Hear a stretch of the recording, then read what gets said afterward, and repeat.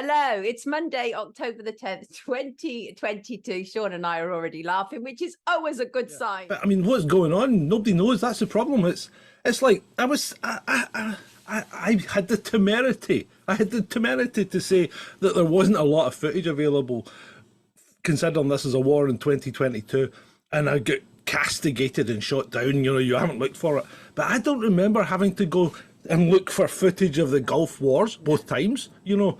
I don't remember having to go and look for footage of Falklands. I don't remember having to go and look for footage of the Vietnam War, which was televised. Right. So, I mean, why is this one not? What are they hiding? Basically, the stop and search is a tool that is used to over-police vulnerable communities for low-level drug possession. Right. And this is not going to stop unless we stop it. Now, the other thing is, so many searches are conducted completely illegally. They did some testing. They found that 14% of stop and searches had no grounds at all, and out of the remaining, 80% had very weak grounds. Now, Thank you for joining us, Matt. Lovely to see you.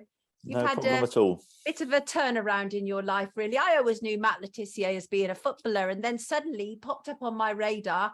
Well, at the start of around the beginning of COVID, and suddenly he was talking in a way that was not Matt Tissier like at all. Matt, what made you start talking out, Matt? I don't like injustice. I think is probably the biggest point about it all, and I kind of saw what was happening. I read about what was going to be happening.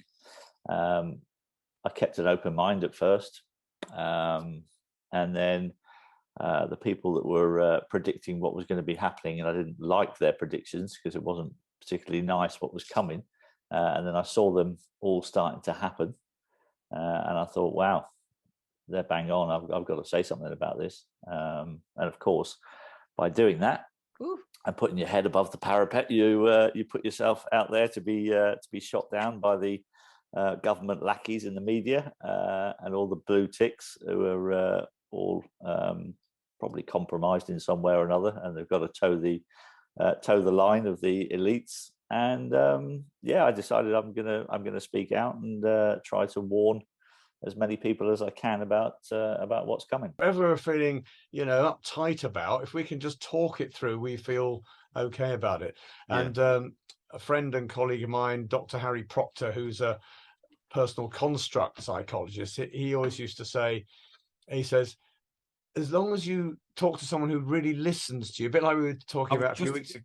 I was just about to say, they've got to be an actual listener. Yeah, they've got to be a listener, know, and if they're listening, do all the right things. I see. Okay. The person feels really helped by the end of that, yet they might not have said, the other person might not have said much at all. Yes. Oh, hello. Having fun, are we? Sonia, not in public. My mum's watching. I'm a danger sometimes. I really am.